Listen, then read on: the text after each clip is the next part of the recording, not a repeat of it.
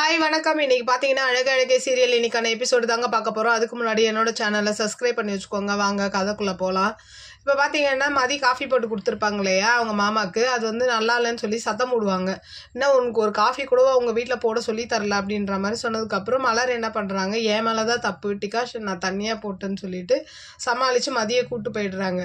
போனதுக்கப்புறம் என்ன ஆகுதுன்னா, அந்த காஃபிய ஊத்திட்டு வேற காஃபி போட்டு குடுக்குறாங்க. இவங்களும் குடிச்சிடுறாங்க. அதுக்கப்புறம் மதி வந்து பாப்பாவ ரெடி பண்றாங்க. சுரேஷ் கொண்டு போய் விடுறான்.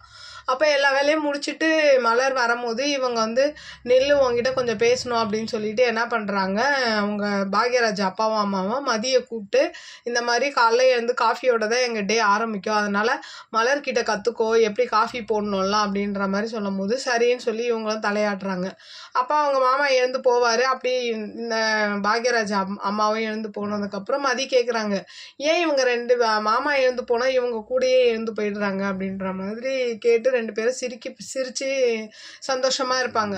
அப்படியே இந்த பக்கம் பார்த்தீங்கன்னா, பாக்யராஜ் வந்து சட்டை போட்டுட்டு இருக்கும்போது மலர் உள்ளே வராங்க. அப்போ எனக்கு பட்டன்லாம் போட்டு விடுன்னு சொல்லிட்டு ட்ரெஸ் எப்படி இருக்குன்னுலாம் கேட்டு, இந்த மாதிரி ஏன் அம்மாவும் அப்பாவும் இப்படி வெடுக்கு வெடுக்குன்னு பேசுகிறாங்கன்னு தெரில மதியா அப்படின்னோடனே மலருக்கு ஒரு மாதிரி ஆயிடுது. என்ன ஓவராக சப்போர்ட் பண்ணுறீங்க அப்படின்னும் போது, சேச்சா நான் வந்து ரேவதியும் ஸ்ருதியும் எப்படி பார்க்குறேன்னா அப்படி தான் நான் மதியம் பார்க்குறேன்ற மாதிரி சொல்லும் போது, ஐயோ எனக்கு தெரியுங்க அப்படின்னு சொல்லி பேசிக்கிட்டே இருக்கும் போது என்ன ஆகுதுன்னா, தங்கராஜும் ரேவதியும் வராங்க. அப்புறம் வெளியில் போய் இவங்க எல்லாரும் பேசிக்கிட்டு இருக்காங்க. அப்போ ரேவதி என்ன பண்ணுறாங்கன்னா, மதியை போய் பார்த்துட்டு வரேன்னு சொல்லி உள்ளே போய் பார்த்து பேசுகிறாங்க. பேசிட்டு இந்த மாதிரி உங்கள் வீட்டுக்கு போகணும், உங்கள் வீடு ரொம்ப நல்லா இருக்குது, உங்கள் அப்பா நல்லா இருக்காரு அப்படின்ற மாதிரி எல்லாத்தையும் சொல்லிட்டு விருந்துக்கு வா அப்படின்ற மாதிரி கூப்பிடுறாங்க.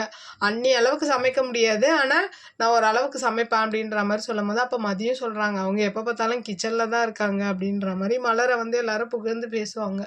பேசிகிட்டே இருக்கும்போது அப்புறம் பாக்யராஜ் அம்மா என்ன பண்ணுறாங்க, கூப்பிடுறாங்க மதியை கூப்பிட்டு பேச வைக்கிறாங்க. அப்போது தங்கராஜ் என்ன சொல்கிறாரு, இது மாதிரி உங்கள் அப்பாவை பார்த்துட்டு வந்தேன்ற மாதிரி விஷயத்தெல்லாம் சொல்லிட்டு என்ன சொல்கிறாரு, சுரேஷ் மேலே இருக்கிற கேஸை வந்து வாபஸ் வாங்க அப்படின்னோடனே இவங்க முடியாதுன்றாங்க.